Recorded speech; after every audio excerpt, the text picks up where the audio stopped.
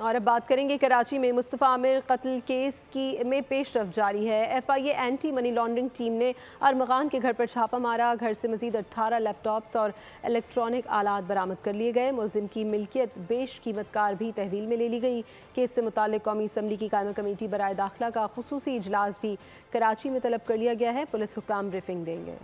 मुस्तफ़ा आमिर कत्ल केस तहकीकात में तेजी। FIA anti money laundering team ने कराची में अरमगान के घर पर छापा मारा। घर से मजीद 18 लैपटॉप और इलेक्ट्रॉनिक आलात बरामद कर लिए गए। मुलजिम की मलकियत में बेशकीमत ऑडी कार भी तहवील में ले ली गई। ये कार मुबैना तौर पर मनी लॉन्ड्रिंग के पैसों से खरीदी गई। जब्त शुदा कार को तफ्तीश का हिस्सा बनाया जाएगा। उधर पुलिस की तहवील में मुलजिम अरमगान की सख्त निगरानी की जा रही है। मुलजिम अरमगान के सेल में 4 कैमरे लगा दिए गए। मुलजिम 6 रोज़ा रिमांड पर पुलिस की तहवील में है।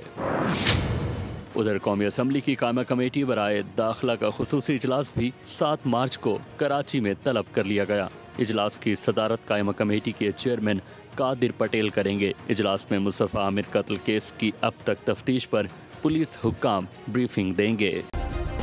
सब्सक्राइब करें और बेल दबाएं ताकि कोई खबर रह न जाए।